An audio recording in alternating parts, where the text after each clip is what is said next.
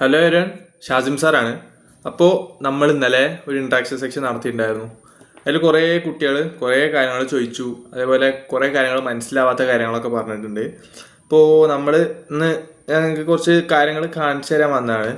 നമ്മുടെ IoT സംബന്ധമായിട്ടുള്ള കുറച്ച് സാധനങ്ങൾ കാണിച്ചു തരാൻ വന്നതാണ്. ഓക്കെ, ഇപ്പോൾ ഇന്ത്യയിൽ ഇവിടെ കറൻ്റ് കയ്യിലുള്ളത് 3 മൊഡ്യൂൾസാണ്. ഓക്കെ, 4 മൊഡ്യൂൾസ് ഉണ്ട്. ഓക്കെ, അപ്പോൾ ഈ സാധനങ്ങളൊക്കെ ഞാൻ നിങ്ങൾക്ക് ചെറുതായിട്ടൊന്ന് പറഞ്ഞുതരാൻ വന്നതാണ്.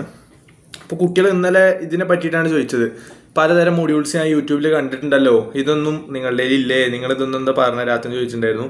ഞാൻ കറൻ്റ് ഇപ്പോൾ ഞാൻ നിങ്ങൾക്ക് ഈ സെൻസറും കാര്യങ്ങളും പരിചയപ്പെടുത്തി തരാം. ഓക്കെ, എങ്ങനെയാണ് സെൻസറുടെ വർക്കിംഗ്,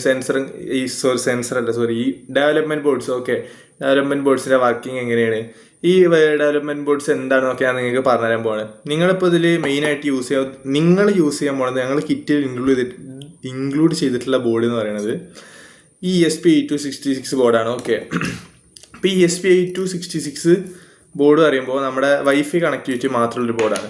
2.4 GHz പറയുമ്പോൾ 4G വൈഫൈ മാത്രം ഡിറ്റക്ട് ചെയ്യുന്ന ഒരു സാധനമാണ് ഈ ESP8266 എന്ന് പറയുന്ന ബോർഡ്. ഓക്കെ, അപ്പോൾ ഈ ബോർഡിൻ്റെ കാര്യം പറയുകയാണെങ്കിൽ അത്രയേ ഉള്ളൂ. നമ്മുടെ ഈ ബോർഡിൽ 1 2 3 3 വോൾട്ട് ഔട്ട്പുട്ടാണ് ബോർഡിൽ നിന്ന് കിട്ടുക. 5 വോൾട്ട് നിന്ന് കിട്ടണമെങ്കിൽ നമ്മൾ ഈ VIN വഴി എടുക്കേണ്ടി വരും. നിങ്ങളുടെ ഒരു ബോർഡ് ഉണ്ടെങ്കിൽ നിങ്ങൾ ആ ബോർഡ് നോക്കിയാൽ മതി. ഇതിൽ VIN പറഞ്ഞൊരു പിന്നുണ്ട്. അതേപോലെ അത്രയും ഗ്രൗണ്ടും കാര്യങ്ങളും ഉണ്ട്.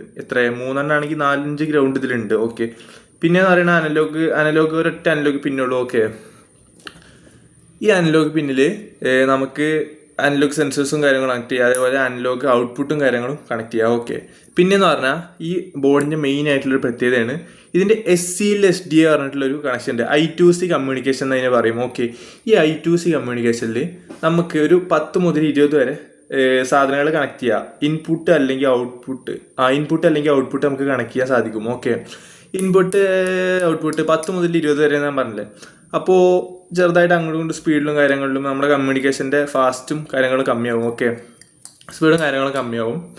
അപ്പോൾ അധികം അങ്ങനെ അതിൽ ഇങ്ങനെ കുറേ സെൻസേഴ്സും കാര്യങ്ങളും കൊടുക്കില്ല. ഓക്കെ, മെയിനായിട്ട് നമ്മൾ I2C കമ്മ്യൂണിക്കേഷൻസ് യൂസ് ചെയ്യുക ഈ 4 പിന്നുള്ള OLED ഡിസ്പ്ലേ, അതേപോലെ നമ്മുടെ MPU പറയുന്ന ഒരു മൊഡ്യൂളുണ്ട്, ഗെയറോ മൊഡ്യൂളാണ് അത്. അങ്ങനെയുള്ള സാധനങ്ങളൊക്കെയാണ് നമ്മൾ മെയിൻലി യൂസ് ചെയ്യുക. ഓക്കെ, അങ്ങനെയുള്ള ഒരു 10 മുതൽ 20 വരെ എന്നല്ല, 1 മുതൽ 20 വരെ, 10ൻ്റെ 20ൻ്റെ ഇടയിലായിട്ട്. അതിൻ്റെ ഇടയിൽ ക്രാഷ് ആവുകയാണെങ്കിൽ നമ്മൾ കുറക്കണം. ഓക്കെ, നമ്മൾ കണക്ട് ചെയ്തിട്ടുള്ള സാധനങ്ങൾ കുറക്കണം. ഞാൻ പറഞ്ഞില്ലേ ഈ ഗൈറോ സെൻസർ, അതാണ് ഈ സാധനം. ഓക്കെ, ഈ ഗൈറോ സെൻസർ എന്താണെന്ന് വെച്ചാൽ നമ്മുടെ മൊബൈലൊക്കെ കളിക്കുമ്പോൾ, നമ്മുടെ മൊബൈൽ ചെരിക്കുമ്പോൾ, ഗെയിമൊക്കെ കളിക്കുമ്പോൾ നമ്മൾ ചെരിക്കും ഇതൊക്കെ ചെയ്യുമ്പോൾ അതിനായിട്ട് റെസ്പോണ്ട് ചെയ്യൂലേ, ആ സാധനമാണ് ഗെയറോ. ഓക്കെ, ഗെയറോസ്കോപ്പ് എന്ന് പറയും. അതേപോലത്തെ റൈറ്റാണ് ഈ സാധനം. ഓക്കെ, ഞാൻ ഇതിൻ്റെ പ്രൊജക്റ്റ് ഞാൻ ഇൻസ്റ്റാഗ്രാമിൽ റീൽസായിട്ട് അപ്ലോഡ് ചെയ്യുന്നുണ്ട്. ഇപ്പോൾ എല്ലാവരും അത് റീൽസായി പോയി കാണാം. നമ്മുടെ ചാനലിൻ്റെ പേരാണ് മെക് ബിൽഡ്സ്, അതുപോലെ mecnon.in പറഞ്ഞിട്ടുള്ള നമ്മുടെ കമ്പനി പേജ് എല്ലാവരും ഫോളോ ചെയ്യണം. ഓക്കെ, ഇനിയിപ്പോൾ നിങ്ങൾ യൂട്യൂബിലാണ് ഈ ക്ലാസ് കാണുന്നുണ്ടെങ്കിൽ സബ്സ്ക്രൈബ് ചെയ്യണം, ലൈക്ക് ചെയ്യണം. ഓക്കെ, അപ്പോൾ നമുക്ക് കാര്യത്തിൽ കിടക്കാം. ഞാൻ ESP8266 കാര്യം പറഞ്ഞു. ഇനി അടുത്തതായിട്ട് ഇതിൻ്റെ ചെറിയൊരു വെർഷൻ നമ്മുടെ കയ്യിലുണ്ട്. ഓക്കെ, നമ്മുടെ പിന്നും കാര്യങ്ങളും ഇതിൽ കമ്മിയാവും. ഓക്കെ, ഇതാണ് ഐറ്റം, കണ്ടോ, ഇത് ESP1 ആണ്. ഓക്കെ, ESP1 എന്നാണ് ഈ മൊഡ്യൂളിന് പറയുക. ഇത് മെയിൻലി ചെറിയ ചെറിയ പ്രൊജക്റ്റുകളൊക്കെ ഉണ്ടാക്കാനാണ് യൂസ് ചെയ്യാറ്. ഓക്കെ, ഇതിൽ നമുക്ക് ഇതിൻ്റെ ഐസും കാര്യങ്ങളും സെയിമാണ് വരുന്നത്, പക്ഷെ ഇതിൽ പിന്നുകൾ കമ്മിയാണ്. നമുക്ക് ഒരു PCB ഡിസൈൻ ചെയ്ത് നമ്മളായിട്ടൊരു PCB ഡിസൈൻ ചെയ്തെടുത്തിട്ട് നമുക്കിതിൽ കണക്ട് ചെയ്യാൻ പറ്റും. ഓക്കെ, ഹ്യൂമിഡിറ്റി സെൻസർ, അതേപോലെ ടെമ്പറേച്ചർ, ഹ്യൂമിഡിറ്റി സാധനങ്ങളൊക്കെ നമുക്ക് ഈ സാധനം വഴി ഉണ്ടാക്കാൻ പറ്റും. ഓക്കെ, സെയിം റേഞ്ച് ആവും കിട്ടുക. ഓക്കെ, ഇതിൻ്റെ ഇതേപോലെ സെയിം റേഞ്ചാണ് ഈ സാധനത്തിനും. ഇത് നമ്മൾ കുറേ ഹാക്കിംഗ് ഡിവൈസും കാര്യങ്ങളൊക്കെ ഉണ്ടാക്കാൻ യൂസ് ചെയ്യും കേട്ടോ. ഓക്കെ, അതേപോലെ നമ്മൾ ഈ ഉദാഹരണത്തിന് ഇപ്പോൾ ഒരു റിമോട്ട് കാർ ഉണ്ടാക്കണം, അത് ഇത് വെച്ച് ഉണ്ടാക്കാം. എങ്ങനെയെന്ന് വെച്ചാൽ ഒരെണ്ണത്തിൽ ഇതും കണക്ട് ചെയ്തിട്ട് ഇത് ട്രാൻസ്മിറ്റർ ആണെങ്കിൽ ഇത് റിസീവർ, അങ്ങനെയൊക്കെ ഇത് ആക്ട് ചെയ്യും. ഓക്കെ, അപ്പോൾ പിന്നെ ഇതും ഏകദേശം സെയിമാണ് ഞാൻ പറഞ്ഞു. ഇതിൽ ചെറിയ ചെറിയ സാധനങ്ങൾ നമുക്ക് യൂസ് ചെയ്യാം. ഓക്കെ, പിന്നെയെന്ന് പറയുന്നത് ഈ ഒരു ഐറ്റാണ്. ഓക്കെ, ഞാൻ അയച്ച് കാണിച്ചു തരാം. ഇതാണ് ESP32 ക്യാം. ഓക്കെ, ഒരു ഒളി ക്യാമറ എന്ന് വേണമെങ്കിൽ പറയാം. ഞാൻ നിങ്ങൾക്ക് പറഞ്ഞു തരുന്ന വെച്ചിട്ട് നിങ്ങൾ ഒളി ക്യാമറ വെക്കാനൊന്നും പോകണ്ട. എന്തായാലും ഈ സാധനം ഈ സാധനത്തിൻ്റെ വർക്കിംഗ് സിമ്പിളാണ്. നമ്മുടെ ഈ വൈഫൈ ക്യാമറ ഒക്കെ അല്ലേ, വൈഫൈ ക്യാമറ ഒക്കെ പോലെ നമുക്കിത് യൂസ് ചെയ്യാൻ പറ്റും. ഓക്കെ, ഇതിൽ ചെറിയൊരു ടൈനി ക്യാമറ നിങ്ങൾക്ക് കാണാൻ പറ്റും. അത് ഈ ബോർഡിൽ കണക്റ്റഡ് ആണ്. ഇതിലൊരു SD കാർഡ് ഇടാനുള്ള സ്ലോട്ട് നമുക്ക് കാണാൻ സാധിക്കും. ഓക്കെ, ഒരു SD കാർഡ് ഇടാനുള്ള സ്ലോട്ട് നമുക്ക് കാണാൻ പറ്റും. ഇതാ അവിടെ ഈ ക്യാമറയുടെ ബേസ്. Okay, focus. അത് പോട്ടെ. ഇതിൽ നമുക്ക് യൂസ് ചെയ്യാൻ പറ്റുന്ന കുറച്ച് പിൻസും കാര്യങ്ങളുള്ളൂ. ഓക്കെ, നമ്മുടെ ഇതിലും പിൻസ് അവൈലബിൾ ആണ്. അധികം പിൻസും നമ്മളൊരു ESP30യിലുള്ള സെയിം പിൻസാണ് വരിക. പക്ഷേ ഇതിൽ കുറേ പിൻസ് ഓൾറെഡി യൂസ്ഡ് ആണ്. ഈ ക്യാമറ ട്രാൻസ്മിറ്റ് ചെയ്യാൻ വേണ്ടിയിട്ട് ഓൾറെഡി കുറേ യൂസ്ഡ് ആണ്. ഓക്കെ, അപ്പോൾ നമുക്ക് കുറച്ച് പിൻസാണ് അവൈലബിൾ ഉള്ളൂ. ഓക്കെ, ഇതിൽ GPIO അനലോഗ് പിൻസ് ഒന്നും ഇതിലിപ്പോൾ കറൻറ്റ്ലി അവൈലബിൾ അല്ല. പക്ഷേ ഇതിൽ നമുക്ക് VCC പിന്നും 3 വോൾട്ട് പിന്നും കാണാൻ പറ്റും. ഒരു നോർമൽ ഒരു ESP32 എടുക്കുകയാണെങ്കിൽ അതിൽ 3 വോൾട്ട് പിന്നെ ഔട്ട് ഉണ്ടാവും. ഓക്കെ, അതിൽ ഒരു പിന്നെ 2 പിന്നെ എന്തോ ഉള്ളതാണ് എൻ്റെ ഒരു അറിവ്. ഞാൻ യൂസ് ചെയ്തതിൽ ഒരു പിന്നെ 2 പിന്നെ എന്തോ കണ്ടിട്ടുള്ളൂ. 2 പിന്നാണോ 1 പിന്നാണോ എന്ന് ഓർമ്മയില്ല. എന്തായാലും ഞാൻ അധികം ESP8266 തന്നെയാണ് യൂസ് ചെയ്യാറ്. പക്ഷെ ഇപ്പോൾ കുറച്ചായിട്ട് ESP32 മാറിയിട്ടുള്ളൂ.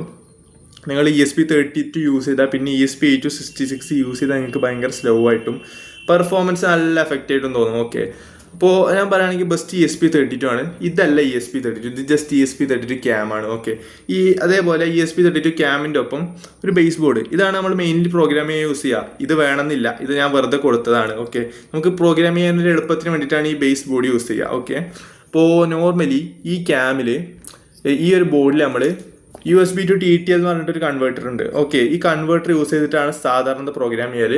ഇപ്പോൾ നമുക്ക് അങ്ങനെ ചെയ്യാൻ വയ്യാന്നുണ്ടെങ്കിൽ ഈ ബേസിൽ നമ്മൾ മെല്ലാണ്ട് ഇറക്കി കൊടുക്കുക. ഓക്കെ, എന്നിട്ട് ഈ USB പോർട്ടിൽ കണക്ട് ചെയ്തിട്ട് നമുക്ക് നോർമലി ESP8266 അതേപോലെ ആരിനൊക്കെ പ്രോഗ്രാം ചെയ്യണ പോലെ പ്രോഗ്രാം ചെയ്യാം. ഓക്കെ, നമ്മുടെ ഈ ബേസ് ബോർഡ് നോക്കുകയാണെങ്കിൽ അവന് ESPയിൽ ഒരു ക്യാമറ ഉണ്ട് കേട്ടോ. ഈ ക്യാമറ അല്ല, സോറി, ടൈനി LED ഇവിടെ ഉണ്ട് കേട്ടോ. ക്യാമറ ഫോക്കസ് ആവണില്ല, സാറില്ല. ഇവിടെ ഈ ഒരു സാധനം കാണുന്നത് ഒരു ഇതാണ്, എന്ത്, ഒരു LED ആണ്. ഓക്കെ, നല്ല ലൈറ്റാണ്, നല്ല പ്രകാശമാണ്. നമ്മുടെ കൈയൊക്കെ പൊള്ളൊക്കെ ചെയ്തോണേ കിടന്ന. ഓക്കെ, അത്രയും ചൂട് വരും അതിന്. പിന്നെ നമ്മുടെ ESP ക്യാം ബോർഡ് നോക്കുകയാണെങ്കിൽ ഇവിടെ ഒരു ബൂട്ടിംഗ് പിന്നുണ്ട്, അതേപോലെ റീസെറ്റിംഗ് പിന്നുണ്ട്.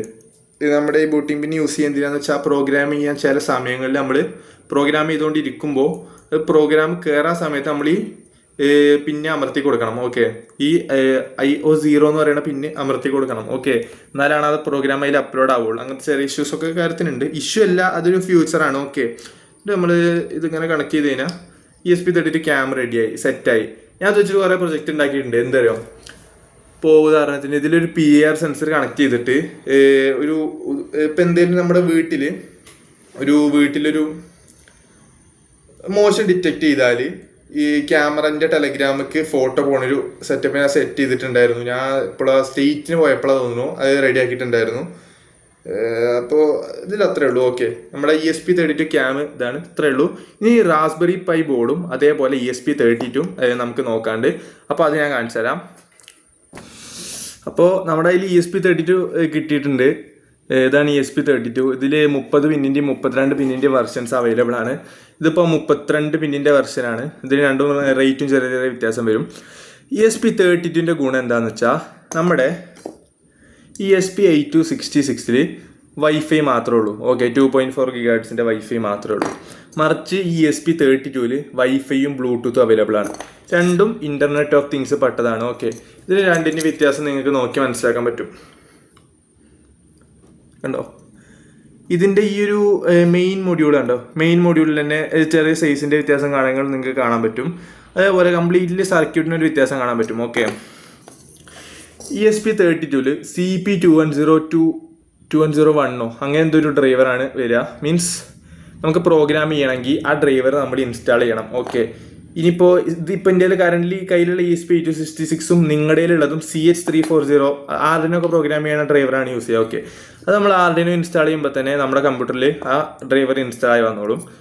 അതേപോലെ ഈ സംഭവം ESP32 നിങ്ങൾ എക്സ്റ്റേണലി പ്രോഗ്രാം ചെയ്യുമ്പോൾ എക്സ്റ്റേണലി നിങ്ങളൊരു ഡ്രൈവർ ഇൻസ്റ്റാൾ ചെയ്യണം. ഓക്കെ, ചിലപ്പോൾ നിങ്ങളുടെ ആർഡിനോ ഐഡിയിൽ നിങ്ങൾ സംഭവം ഇൻസ്റ്റാൾ ആക്കുമ്പോൾ തന്നെ ഓട്ടോമാറ്റിക്കലി ഇൻസ്റ്റാൾ ആയി വരും.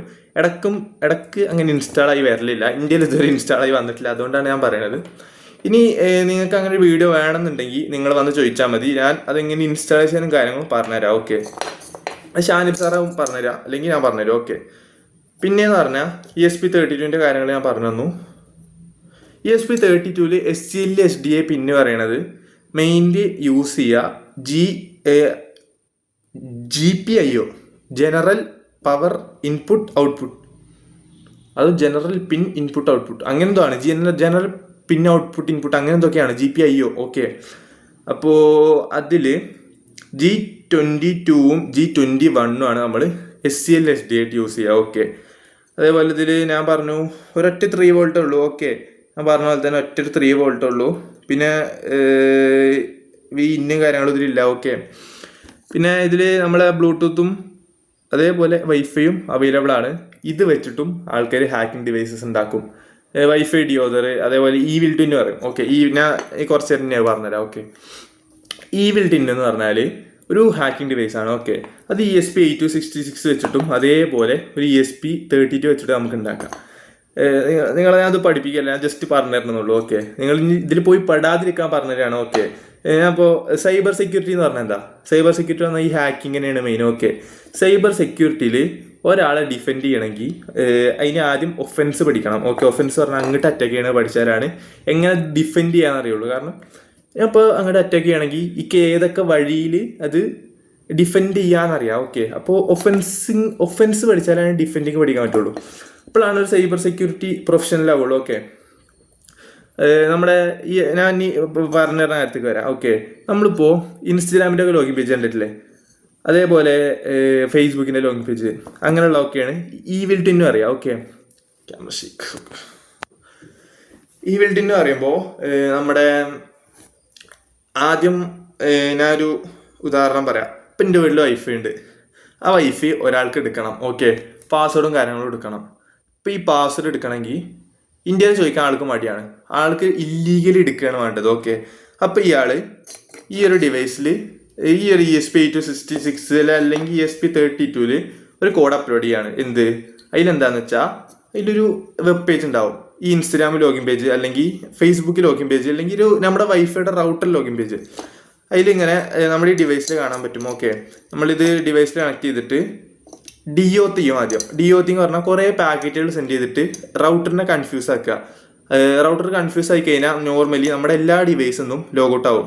ഈവിൽ ട്വിൻ ഇരട്ട. ഓക്കെ, ഇരട്ട എന്ന് പറയുമ്പോൾ ഇതേപോലത്തെ വൈഫൈയുടെ പേരുള്ള, ഇപ്പോൾ ഉദാഹരണത്തിന് എൻ്റെ വൈഫൈയുടെ പേര് FTTH9 എന്നാണ് വിചാരിക്കുക. അതേപോലെ FTTH9 എന്നുള്ള വേറൊരു ഡിവൈസ് അവിടെ കാണും നോർമലി. അപ്പോൾ അവിടെ 2 ഡിവൈസ് ഉണ്ടാ. ആൾക്കാരെന്താ വിചാരിക്കുക? ഇനി ഇതാവും, ഇത് കണക്റ്റ് ആവായിട്ട് മറ്റേൽ കുത്തി വെക്കും. അപ്പം ഇനി ഇതാവും എന്ന് വിചാരിച്ചിട്ട് അതിൽ കുത്തുമ്പോൾ നേരെ ഈ വെബ് പേജിലേക്കാണ് പോവുക. ഓക്കെ, അതിൽ കാണാണ് ഇൻസ്റ്റാഗ്രാമിൽ ലോഗിൻ ചെയ്താൽ വൈഫൈ കണക്റ്റ് ആവും, അല്ലെങ്കിൽ ഫേസ്ബുക്കിൽ ലോഗിൻ ചെയ്താൽ അതിൽ കണക്റ്റ് ആവും. അങ്ങനെ കുറച്ച് സാധനങ്ങളാണ്. ഓക്കെ, ഇനി റൗട്ടർ പേജ് ആണെങ്കിൽ നമ്മൾ ഡയറക്റ്റ് അതിൽ പോയിട്ട് വൈഫൈ പാസ്വേഡ് അടിച്ചു കൊടുക്കും. ഓക്കെ, ഞാൻ ഇപ്പോൾ ഈ സാധനം ഓണാക്കി കഴിഞ്ഞാൽ ഇത് ഡയറക്റ്റ് ആയിട്ട് വൈഫൈയുടെ ലോഗിൻ പേജിലേക്ക് തന്നെ പോകും. അപ്പോൾ നമ്മൾ അത് ഡിസ്കണക്റ്റ് ആയിക്കാണ്. അപ്പോൾ നമ്മൾ ജസ്റ്റ് ഇതിലേക്ക് പാസ്വേഡ് അടിച്ചു കൊടുക്കും, നമ്മുടെ ഒറിജിനൽ പാസ്വേഡ് അടിച്ചു കൊടുക്കും. അപ്പോൾ എന്താവും? ഈ ഡിവൈസിലേക്ക് ആ പാസ്വേഡ് പോവും. ഓക്കെ, ഇതൊക്കെ ഒരു ഇൻ്റർനെറ്റ് ഓഫ് തിങ്സ് IoT പെട്ടതാണ്. ഓക്കെ, ഈ ഒരു ഡിവൈസിക്ക് ആ പാസ്വേഡ് പോവും. ഓക്കെ, അപ്പോൾ എന്താവും? ഈ ഡിവൈസ് ഉണ്ടാക്കിയ ആൾക്ക്, അല്ലെങ്കിൽ ഇല്ലീഗലായിട്ട് നമ്മുടെ വൈഫൈ ഹാക്ക് ചെയ്യാൻ ശ്രമിക്കുന്ന ആൾക്ക് ഇതിൻ്റെ പാസ്വേഡ് കിട്ടും. ഇനിയിപ്പോൾ ഇൻസ്റ്റാഗ്രാം ലോഗിൻ പേജാണ് നമ്മൾ ക്രിയേറ്റ് ചെയ്തിരിക്കണമെങ്കിൽ നമ്മുടെ ഇൻസ്റ്റാഗ്രാം അക്കൗണ്ട് പോവും. ഒരു അന്തല്ലാത്ത, ഇതിനെ പറ്റിയിട്ട് അന്തല്ലാത്ത ആൾക്കാരാകുമ്പോൾ എന്ത് ചെയ്യും? ഇവർ നേരെ പോയിട്ട് പാസ്വേഡ് അതിലാണ്ട് അടിച്ചു കൊടുക്കും, വൈഫൈ കിട്ടുകയാണെങ്കിൽ കിട്ടട്ടെ വെച്ചിട്ട്. അപ്പോൾ എന്ത് സംഭവിക്കും? നോർമലി വൈഫൈയുടെ നമ്മുടെ ഇൻസ്റ്റാഗ്രാം അല്ലെങ്കിൽ ഫേസ്ബുക്ക് അല്ലെങ്കിൽ വൈഫൈയുടെ പാസ്വേഡ് പോവും. ഓക്കെ, ഇനിയിപ്പോൾ ഇങ്ങനത്തെ ഒരു അറ്റാക്ക് നിങ്ങൾക്ക് വരികയാണെങ്കിൽ നിങ്ങൾ എന്ത് ചെയ്യണമെന്ന് അറിയോ? ആദ്യം ഒന്ന് ഇതാക്കണം. എന്ത്? ഞാൻ പറഞ്ഞ കാര്യങ്ങളൊക്കെ ഒന്ന് ശ്രദ്ധിക്കണം. എന്ത്? ഇങ്ങനെ 2 വൈഫൈ കാണിക്കണ്ടോ? അത് ഉറപ്പാണ്. ഒരിക്കലും ഒരു വൈഫൈ റൗട്ടർ 2 വൈഫൈ കാണിക്കില്ല. ഓക്കെ, ഇനിയിപ്പോൾ അത് ജസ്റ്റ് ഇങ്ങനെ പോയി ഡിയോത്തായി പോയി, ഡിസ്കണക്റ്റ് ആയി. അപ്പോൾ എന്ത് ചെയ്യണം? നിങ്ങൾ ജസ്റ്റ് ഈ പറഞ്ഞ പോലെ വൈഫൈ റൗട്ടർ ആണെങ്കിൽ വൈഫൈ റൗട്ടർ ഒന്ന് ഓഫാക്കി ഓണാക്കണം. ഓക്കെ, ഓഫാക്കി ഓണാക്കിയാൽ അത് റെഡിയാവും. ഓക്കെ, അപ്പോൾ നമ്മളിൽ എത്ര കാര്യങ്ങളാണ് വരുന്നത്. ഇനി ഞാൻ നിങ്ങൾക്ക് റാസ്ബെറി പൈ കാണിച്ചു തരാം. ഓക്കെ, ഈ റാസ്ബെറി പൈ എന്ന് പറയുന്നത് ഒരു മിനി കമ്പ്യൂട്ടറാണ്. ഇത് ഞാൻ റോബോട്ടിക്സ് ക്ലാസ്സിൽ പറഞ്ഞതുണ്ട്. ഇത് വെച്ചിട്ട് നമുക്ക് ആഡ് ബ്ലോക്കറും കാര്യങ്ങളും ഉണ്ടാക്കാം. ആഡ് ബ്ലോക്കർ പറഞ്ഞാൽ നമ്മുടെ വൈഫൈയിൽ നമ്മളിപ്പോൾ ഒരു ലാപ്ടോപ്പിൽ ഇങ്ങനെ നോക്കിക്കൊണ്ടിരിക്കുമ്പോൾ പെട്ടെന്ന് പരസ്യങ്ങളും കാര്യങ്ങളും വരില്ലേ, ആ പരസ്യങ്ങളും കാര്യങ്ങളും വരാതിരിക്കാൻ നമുക്ക് ഈ സാധനം യൂസ് ചെയ്യാം. അതേപോലെ വീട്ടിലൊരു ഹോം സെർവർ ഉണ്ടാക്കാം, ഒരു മൈൻക്രാഫ്റ്റ് സെർവർ.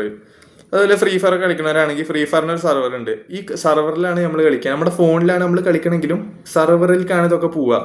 ഓക്കെ, നിങ്ങൾ ചിന്തിച്ചാൽ മതി. ഓക്കെ, അതേപോലെ ഒരു സെർവർ ഇതിൽ ഉണ്ടാക്കാൻ പറ്റും. അതേപോലൊരു ഡാറ്റ സെൻറ്റർ പറഞ്ഞാൽ എന്താ, ഞാൻ ഇപ്പോൾ ഗൂഗിൾ ഡ്രൈവും കാര്യങ്ങളൊക്കെ അല്ലേ, നമ്മുടെ ഗൂഗിൾക്ക് ഡയറക്റ്റ് നമ്മുടെ ഫയൽസും കാര്യങ്ങളും പോകില്ലേ, ഈ ഫയൽസ് പോകുമ്പോൾ അതവിടെ സേവ് ആവാണ്. അതേപോലെ ഒരു സാധനം നമുക്ക് ഇത് വഴി ഉണ്ടാക്കാൻ പറ്റും. ഓക്കെ, സുഖമായിട്ട് ഉണ്ടാക്കാം. അതിന് വലിയ പണിയൊന്നുമില്ല. അതിൻ്റെതായ OS ഇതിൻ്റെ ആൾക്കാർ ഉണ്ടാക്കി വെച്ചിട്ടുണ്ട്. നമുക്ക് ഫ്രീ ആയിട്ട് ഓപ്പൺ സോഴ്സ് ആയിട്ട് വർക്ക് ചെയ്യാൻ പറ്റുന്ന സാധനങ്ങൾ ഉണ്ടാക്കി വെച്ചിട്ടുണ്ട്. അപ്പോൾ ഇന്നത്തെ ക്ലാസ് ഇത്രയേ ഉള്ളൂ. റാസ്ബെറി പൈ പറഞ്ഞു, ESP32 ക്യാം പറഞ്ഞു, 2 ESP മൊഡ്യൂൾസും കാര്യങ്ങളും പറഞ്ഞു. അതേപോലെ ഈ ഒരു സാധനം ഞാൻ പറഞ്ഞു. ഓക്കെ, അപ്പോൾ ഇന്നത്തെ ക്ലാസ് ഇത്രയേ ഉള്ളൂ. അപ്പോൾ എല്ലാവർക്കും മനസ്സിലായി എന്ന് വിചാരിക്കണം. ഇന്നത്തെ ക്ലാസ് ഇത്രയേ ഉള്ളൂ, ചെറിയ ക്ലാസ്സാണ്. അപ്പോൾ എല്ലാവർക്കും മനസ്സിലായി. അപ്പോൾ ബൈ.